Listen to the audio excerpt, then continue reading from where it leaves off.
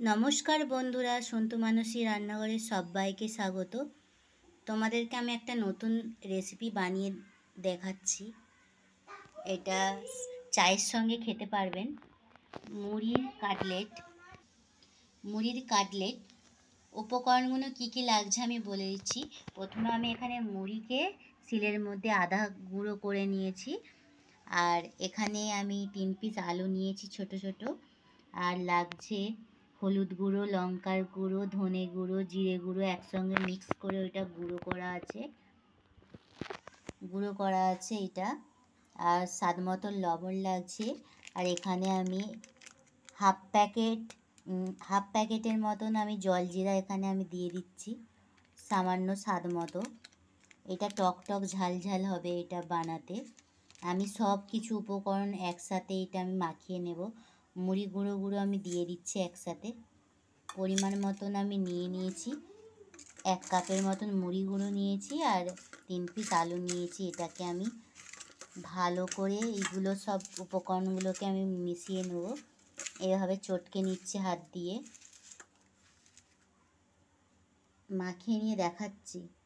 আমি শক্ত করে মাখিয়ে নিয়েছি। এবার আমি এই ডোটাকে আমি একটা হাতের মধ্যে এইভাবে শেপ করে নিচ্ছি। আমি ভাজবো এবার ছাঁকা তেলেতে। এটা ডিপ ফ্রাই করতে হবে। আমি সবকটাকে শেপ দিয়ে দিচ্ছি। আমি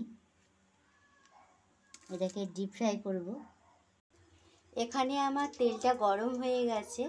আমি এইভাবে সব ডোটাকে এই ভালো করে এরকম গেরুলের মতন শেপ করে নিয়েছি। এইভাবে আমি তেলে ছেড়ে দিচ্ছি। লাল করে এগুলোকে ভেজে তুলে নেব। হয়ে যাবে শর্টকাটের মুড়ির কাটলেট। এটা চা দিয়ে খেতে খুবই সুন্দর লাগে। কম উপকরণে বাড়িতে থাকা কিছু কম উপকরণেই আমি মজার একটা চটপটে বানিয়ে দিলাম আমি।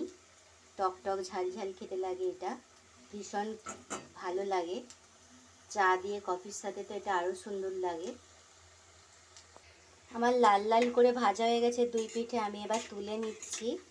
তুলে নিয়ে বন্ধুদেরকে দেখাচ্ছি কেমন হয়েছে এটা মুচমুচে। দেখো বন্ধুরা কেমন হয়েছে। এটা সন্ধেবেলা চায়ের সাথে এটা ভালো লাগে খেতে, খুব মজার।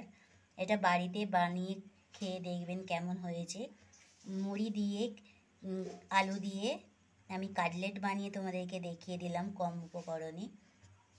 এই রেসিপিটা যদি পছন্দ হয় লাইক কমেন্ট শেয়ার করতে বন্ধুরা ভুলবেন না। অবশ্যই সাবস্ক্রাইব করে দেবে বন্ধুরা যারা নতুন আছেন।